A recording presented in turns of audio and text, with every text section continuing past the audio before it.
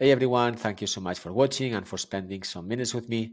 Today I want to talk about Fundrise and why I have decided to sell my investments in real estate through this platform.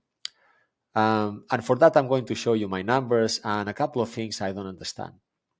So what you see on the screen, this is the list of my contributions and also my returns. So for example, you can see that I started in August 2023 with an investment of $300. Then I made a few investments over the next few weeks of $50 each time for a total of $700. This was my last investment last October 2023. And so this investment has generated a dividend that has been reinvested, and there are also some advisory fees and some appreciation that is negative. This means that the value of some real estate is going down, right? And so if I scroll down a bit more, here you can see the asset allocation in this investment for me. So 95% is private credit that I'm giving to companies for building real estate, and only 5% is invested in real estate itself.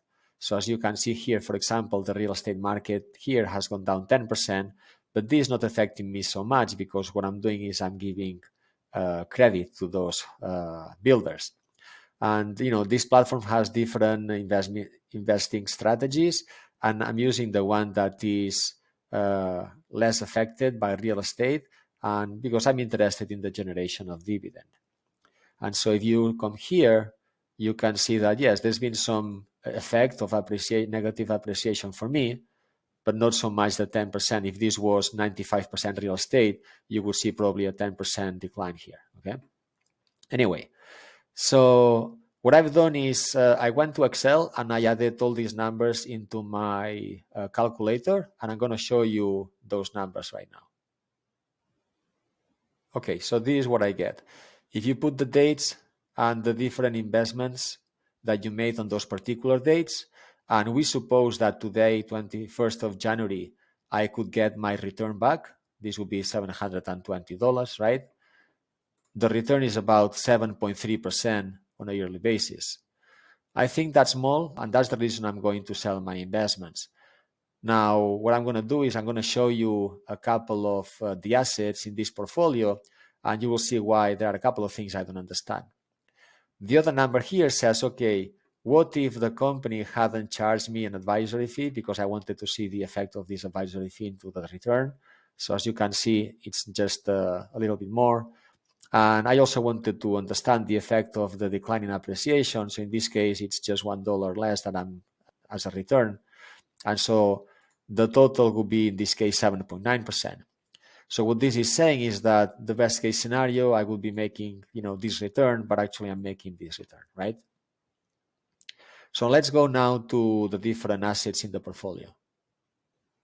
Okay, so we will start here, and I'm going to click in this income real estate fund.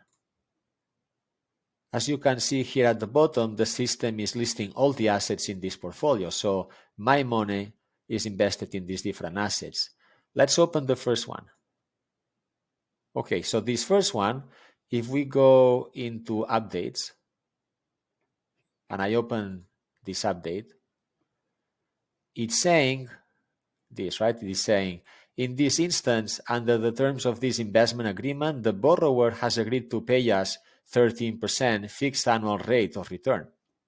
And so my question is, if the portfolio is returning 13%, how come I'm just getting 7.3%? You know what I mean? So if we scroll down, there is some more information, and you can read about this. There is also some copy here at the bottom that says blah, blah, blah, blah, blah, blah. It's very difficult to determine the return for any particular investment, blah, blah, blah, blah, blah. And then this fund will be subject to a 0.85% asset management fee and 0.15% advisory fee. So I can see the advisory fee in my numbers, but I don't see the asset management fee. So I don't know whether this is a hidden fee or not. And then it says blah, blah, blah, blah, blah. It also says something like the asset will also be subject to an additional 20% performance-based fee for those opportunistic credit fund investors. So I don't know what this means, but 20% performance-based fee seems quite a lot. I don't see it in my numbers, so I don't know whether it has been applied or not. But that's something I don't understand. And mainly I don't understand why, if this is getting 13%, I'm just getting 7.3%. Now you could say, well, just because this is one of the assets, right? So let's check the other assets now. So let's go to the second one. If I open this one, the Pointy at Palm Bay, and we do the same exercise, we go to the updates, and I open this update. This one in particular is also getting 13% return. Okay, so let's open another one. I'm going to open now the third one. Let's do the same. So this one is an investment in public rate equities. So if I open this update here, it says that these publicly traded investments have a current dividend yield of approximately 13.3%, and this was written in September 2023, right? If we scroll down, there is a table that says the couple of investments. So one is generating about 14.5%, the other one is about 13% for an average of 13.31%. So if this is the return, why am I just getting 7.3%? Let's do another one. I'm doing several different ones because, as you can see, the investment type is different. This is preferred equity. These are the rates. And this one is a real estate debt. So let's open this one. And if we go into updates and I open this update, as you can see here, it says 15% fixed rate bridge loan, right? So I'm just getting 50% of that. So I'm a bit confused of why all the returns in these particular assets are so high, but as an investor, I'm just getting 7%, as you saw in my numbers. So let's do another one. I'm going to open this one, the bond asset-backed security. So here we open, for example, this update.